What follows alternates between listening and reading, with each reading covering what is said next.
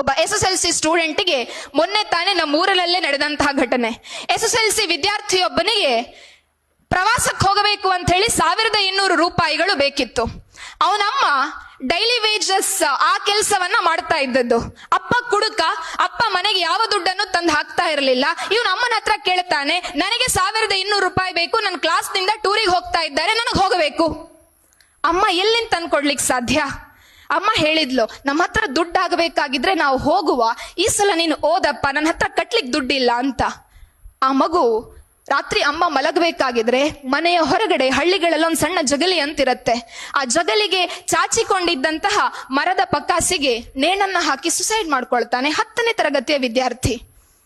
ಅಂದ್ರೆ ಎಲ್ಲೋ ಒಂದು ಕಡೆ ನಾನು ಟೂರಿಗೆ ಹೋಗ್ಲಿಲ್ಲ ಅಂತ ಹೇಳಿ ಆದ್ರೆ ನನ್ನ ಫ್ರೆಂಡ್ಸ್ ಎಲ್ಲ ನನ್ನನ್ನು ಆಡಿಕೊಳ್ತಾರೆ. ನಾನು ಸೋತವನು ಅಂತ ಹೇಳ್ತಾರೆ, ನಾನು ದರಿದ್ರದವನು ಅಂತ ಹೇಳ್ತಾನೆ, ನಾನು ಬಡವ ಅಂತ ಹೇಳ್ತಾನೆ. ನನಗೆ ಅದನ್ನ ಅಪ್ಪಿಕೊಳ್ಳಿಕ್ಕೆ ಸಾಧ್ಯ ಇಲ್ಲ ಅಂತ ಹೇಳ್ಕೊಂಡು ಸುಸೈಡ್ ಮಾಡ್ತಾನೆ. ಎಲ್ಲವನ್ನ ಕೊಟ್ಟಂತಹ ಅಮ್ಮ ಮಗ ಸೋಲಿಗೆ ಅಂಜುವುದರಿಂದ ಅನಾಥಳಾಗಿ ಇವತ್ತು ಮನೆಯಲ್ಲಿ ಕುತ್ಕೊಂಡಿದ್ದಾಳೆ. ಇಂತಹ ಅಂಜುಬುರುಕರಿಂದ ರಾಷ್ಟ್ರದ ನಿರ್ಮಾಣ ಆಗ್ತಾನೆ ಸಾಧ್ಯ?